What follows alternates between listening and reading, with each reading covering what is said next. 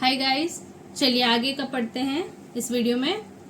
Rules applicable in the absence of partnership deed. इसके पहले हम लोग किए थे पार्टनरशिप डीड का डेफिनेशन, पार्टनरशिप का definition, partnership act 1932, LLP, partnership and LLP का difference between and partnership deed. Partnership deed में क्या क्या मेंशन होता। अब हमें देखना है कि किसी भी पार्टनरशिप में अगर पार्टनरशिप डीड नहीं बनाया गया है तब भी पार्टनरशिप स्टार्ट कर दिया गया, कमेंसमेंट हो गया, ठीक है। तो पार्टनरशिप डीड नहीं है मतलब पार्टनरशिप डीड एब्सेंस है, तो उस एब्सेंस में क्या रूल्स को फॉलो करेंगे, ठीक है। क्या रूल एप्लीकेबल होगा जब पार्टनरशिप डीड है ही नहीं उस फॉर्म में। तो क्या करना होगा, प्रॉफिट शेयरिंग रेशियो, उसमें प्रॉफिट शेयरिंग रेशियो दिया हुआ रहता अगर पार्टनरशिप डीड होता। तो पार्टनरशिप डीड नहीं है तो प्रॉफिट शेयरिंग रेशियो क्या हो जाएगा, पार्टनर्स में इक्वल, ठीक है। पार्टनरशिप में profit sharing ratio equal. Interest on capital, interest on capital अगर पार्टनरशिप डीड नहीं है तो नहीं देंगे, no interest on capital, okay. Next, interest on drawing, जो पार्टनर्स विड्रॉ कर लेते हैं पैसा फॉर्म से, ठीक है, फॉर हाउस होल्ड पर्पसेस, तो उसमें कोई इंटरेस्ट वो लोग लाके फॉर्म में नहीं देंगे क्योंकि पार्टनरशिप डीड है ही नहीं। पार्टनरशिप डीड में मेंशन नहीं है कि कौन पार्टनर लेके जाएगा तो रेट ऑफ इंटरेस्ट क्या होगा ड्रॉइंग का। पार्टनर कैपिटल लेकर आ रहे हैं तो इंटरेस्ट ऑन कैपिटल क्या होगा, ये पार्टनरशिप डीड एब्सेंस है तो नहीं देंगे, ठीक है। Profit sharing ratio equally distribute करेंगे। चलिए next, salary to a partner, no salary no commission, no salary no commission. Interest on loan, interest at the rate 6% per annum, ठीक है। लॉस होगा तब भी 6% पर एनम इंटरेस्ट मिलेगा loan को, ठीक है। Admission of a new partner without the consent of all existing partner, no new partner can be admitted to the firm। अगर पार्टनरशिप डीड नहीं है तो हमें पता नहीं है कि रूल क्या फॉलो करना है पार्टनरशिप एडमिशन के टाइम।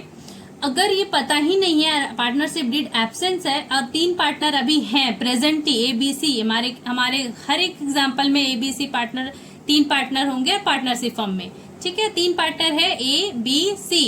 अब ये 3 पार्टनर चाह रहे हैं कि डी भी आ जाए, डी आ जाए फॉर्म में, 4 कोई हो जाएंगे तो पार्टनरशिप डीड नहीं है, कैसे फॉलो करे, कौन सा रूल लगाए।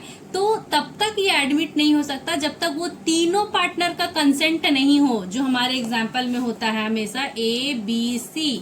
डी को लाना चाह रहे हैं तो ये तीनों का म्यूचुअल कंसेंट होना चाहिए। अगर ये तीनों का म्यूचुअल कंसेंट है तो ही डी का एडमिशन पॉसिबल है, ठीक है। ये रूल लगाएंगे जब पार्टनरशिप डीड नहीं है तब, ठीक है। चलिए आगे बढ़ते हैं।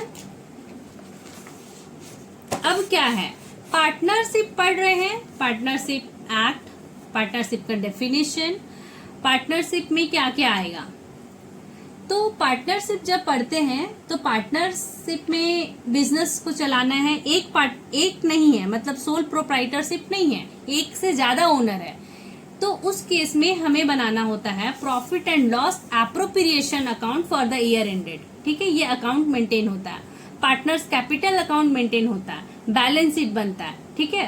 Profit and loss appropriation account में क्या क्या आएगा, जो चीज अभी हम लोग पहले से प्रॉफिट एंड लॉस अकाउंट में डालते हैं सेम वही है, बस profit and loss appropriation account इसलिए यूज किए हैं क्योंकि जितना हमारे पास प्रॉफिट है उतना प्रॉफिट को ही हम यूज कर पाएंगे।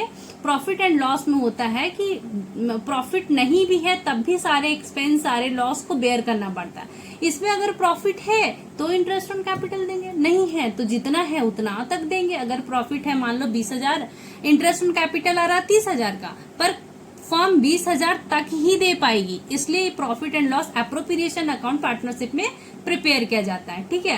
क्या आएगा, profit by profit and loss account, net profit transfer from profit and loss account. Profit and loss account में जो प्रॉफिट है, ठीक है, उस प्रॉफिट को यहाँ लेकर आना है, लेकर आ जाना है। प्रॉफिट बैलेंस है ये। अब क्या क्या एक्सपेंस हो रहा है पार्टनरशिप फर्म में, पढ़े थे पार्टनरशिप डीड में कि सैलरी देना होगा पार्टनर को, अगर कोई पार्टनर एलिजिबल है तो salary to partner expense, to commission to partner, अगर कमीशन कोई पार्टनर को दे रहे हैं तो commission, to interest on partner capital, partner capital जो लेकर आया है उसको इंटरेस्ट पे करेंगे तो फर्म के लिए ये एक्सपेंस है, ठीक है।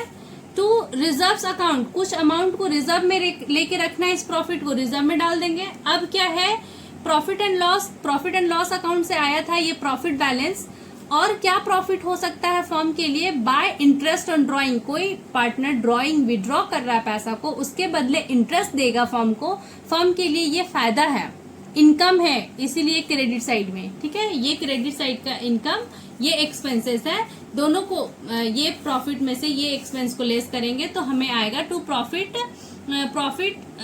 ट्रांसफर टू पार्टनर्स अकाउंट में, एबीसी, जो भी अगर ज्यादा पार्टनर्स होंगे तो एबीसी पार्टनर्स कैपिटल में जाएगा, या नहीं तो पार्टनर्स करेंट अकाउंट में जाएगा। करेंट अकाउंट कब बनेगा, पार्टनर्स कैपिटल अकाउंट कब बनेगा, मैं सब बता दूंगी, ठीक है। आगे चलिए आगे चलते हैं। क्या है प्रॉफिट एंड लॉस अकाउंट, क्या है, और प्रॉफिट और लॉस एप्रोप्रिएशन अकाउंट क्या है। जो एप्रोप्रिएशन इस फॉर्म में बन रहा है, पार्टनरशिप फॉर्म में, इस चैप्टर में profit and loss appropriation account create कर रहे हैं, तो क्यों कर रहे हैं, इस दोनों में क्या डिफरेंस है, प्रॉफिट एंड लॉस अकाउंट में क्या डिफरेंस है profit and loss appropriation account से, ठीक है। देखते हैं। Stage of preparation, profit and loss account बनाते हैं आफ्टर ट्रेडिंग अकाउंट, ठीक है। Trading P&L account I think 11th class में पढ़े होंगे, अगर नहीं भी पढ़े होंगे तो नेक्स्ट वीडियो में आपको ये भी बता देंगे कि पहले ट्रेडिंग अकाउंट क्यों बनाते हैं, फिर प्रॉफिट एंड लॉस अकाउंट बनता है, ठीक है। Profit and loss appropriation account कब बनेगा, जब प्रॉफिट एंड लॉस अकाउंट बन जाएगा तब, क्योंकि प्रॉफिट एंड लॉस अकाउंट का प्रॉफिट बैलेंस को ट्रांसफर करते हैं, यहाँ पे ट्रांसफर किए थे, तो इसके बनने के बाद बनेगा profit and loss appropriation account, ठीक है। चलिए objective, to ascertain net profit और लॉस, प्रॉफिट और लॉस अकाउंट बना रहे हैं तो उसका ऑब्जेक्टिव क्या होगा कि प्रॉफिट और लॉस को निकालो, कैलकुलेट करो कितना आ रहा है। इसमें क्या होगा कि प्रॉफिट को कैसे डिस्ट्रीब्यूट करना है, ठीक है। To show appropriation, that is distribution of net profit among the partner, net profit partners को कैसे देंगे, मतलब प्रॉफिट और लॉस को ट्रांसफर करो एप्रोप्रिएशन में, उसमें से क्या एक्सपेंस हो रहा है उस पार्टनरशिप के लिए, वो सारे लेस करने के बाद नेट अमाउंट जो बचेगा उस अमाउंट को पार्टनर्स में कैसे डिस्ट्रीब्यूट करेंगे, ये वर्क होता है partner profit and loss appropriation account का, ठीक है। यही ऑब्जेक्टिव है। Next opening closing balance, profit and loss account में नाइदर ओपनिंग बैलेंस नोर क्लोजिंग बैलेंस, लेकिन इस अकाउंट में प्रॉफिट एंड लॉस अकाउंट में हमेशा ओपनिंग बैलेंस होगा, ठीक है, as well as closing balance, ठीक है। चलिए क्या है उसके बाद, चार्ज और एप्रोप्रिएशन, प्रॉफिट और लॉस अकाउंट में जितने भी एक्सपेंसेस है वो चार्ज अगेंस्ट प्रॉफिट है, ठीक है।